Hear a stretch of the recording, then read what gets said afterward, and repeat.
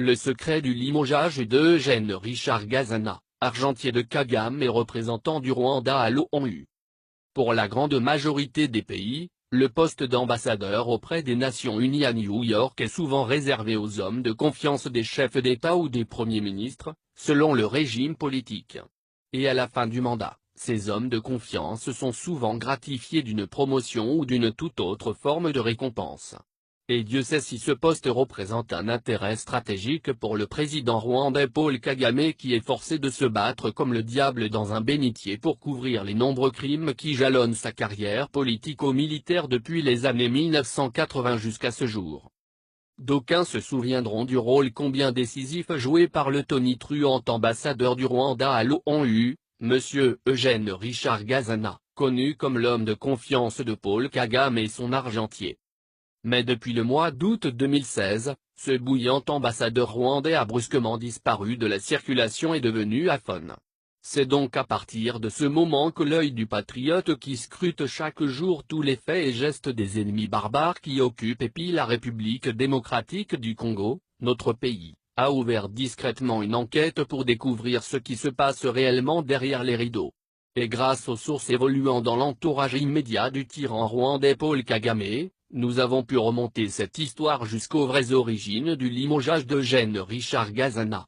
Mais revenons quelques années en arrière pour mieux comprendre les tenants et les aboutissants de cette affaire. Bref rappel historique. Depuis les années 80, alors qu'il était encore étudiant en République fédérale d'Allemagne, RFA, Eugène Richard Gazana représentait déjà en Europe les intérêts du lobby militaire et politique, le Tutsi-Poe. Il fut ensuite membre de la National Resistance Army, NORA, aux côtés de Yoweri Museveni et Paul Kagame lors de l'attaque de l'Ouganda en 1986. Il fut ensuite membre du Front patriotique rwandais, FPR, aux côtés de Paul Kagame lors de l'attaque du Rwanda en 1990, attaque qui, rappelons-le, fut repoussée par les militaires zaïrois de la DSP envoyés par le président Mobutu. Ainsi, très logiquement, après la prise du pouvoir au Rwanda par le Tutsi-Poe en 1994, Gazana fut nommé par Kagame chargé d'affaires du Rwanda en Allemagne. Et c'est en 2009 que Gazana quittera les nombreux postes qu'il cumulait en Europe, notamment en Allemagne et en Suisse, pour aller occuper celui très stratégique de représentant du Rwanda aux Nations Unies, poste où il a brillé par des manœuvres et des discours mensongers dont l'objectif ne visait qu'à couvrir les multiples crimes odieux commis par le Rwanda en République démocratique du Congo.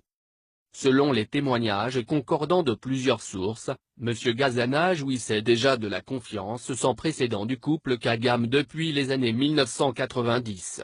La démonstration de cette confiance a atteint son apogée à la nomination de Gazana comme représentant du Rwanda aux Nations Unies. Car, en plus de ce poste déjà très stratégique, il fut nommé par Paul Kagame ministre de la Coopération nationale délocalisé à New York. Mais cette manifestation de confiance ne s'arrêta pas au seul domaine officiel. Car Eugène Gazana, surnommé Kinyotri en Kinyarwanda, ce qui veut dire clignoteur, a bénéficié de la pleine confiance de Monsieur et Madame Kagame au point de se voir confier la garde parentale de leurs 4 enfants qui étudient aux États-Unis. Nos enquêtes ont pu établir que Gazana jouait déjà ce rôle de l'ange gardien pour Madame Jeannette Kagame depuis qu'il était en poste en Allemagne et en Suisse à cette époque-là. Elle aimait beaucoup séjourner en Europe pendant que son conquérant de mari, le va-t-en-guerre, était occupé par ses campagnes militaires. L'arroseur arrosé. Alors que Paul Kagame se lançait dans des conquêtes hégémoniques pour élargir son empire Imatutsi au-delà des frontières du Rwanda, il ignorait totalement qu'un autre conquérant et prédateur de son genre se lançait à l'assaut de son foyer. Il ne l'apprendra qu'au mois de mai 2016, lorsqu'un proche ami de son beau-frère, donc le frère de Jeannette son épouse, lui révélera que son deuxième enfant qui joue au basket aux USA n'est pas son enfant, mais en réalité, le fils de son ami et protégé Eugène Gazana. Choqué et hors de lui, Kagame se rend précipitamment aux États-Unis et procède au test ADN pour en avoir le cœur net. Le verdict du test est fatal, l'enfant n'est pas de lui. Kagame en furie embarque illico l'enfant et le ramène avec lui à Kigali. Dès son arrivée, Jeannette Kagame est mortellement tabassée et complètement défigurée par un Kagame hors de lui. Elle n'a eu son salut que grâce à l'intervention rapide des 20 militaires commis à sa garde, et qui ont réussi à l'arracher des griffes de son mari, à l'exfiltrer et à la faire réfugier chez ses parents. Ils y ont ensuite opposé une farouche résistance aux militaires envoyés par Kagame pour la récupérer de force. Voyant sa mort venir, Jeannette Kagame lança un appel SOS au président Yoweri Museveni qui débarqua aussitôt pour éteindre le feu.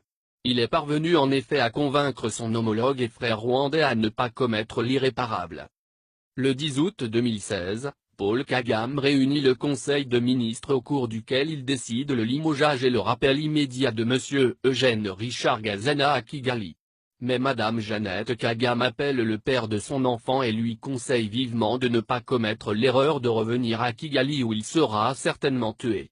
Seulement, Kagame n'avait nullement l'intention de tuer Gazana avant de récupérer son pactole. Car en plus d'être le gardien de sa femme et de ses enfants, les vrais et les faux, Gazana était surtout son argentier. En effet, tout l'argent de Paul Kagame issu du pillage en RDC avec des sociétés mafieuses et des multinationales transitait essentiellement dans les comptes de son homme de main Gazana. Celui-ci le plaçait dans des banques situées dans les paradis fiscaux à travers le monde sous des noms d'emprunts dont il détient seul le secret jusqu'à ce jour.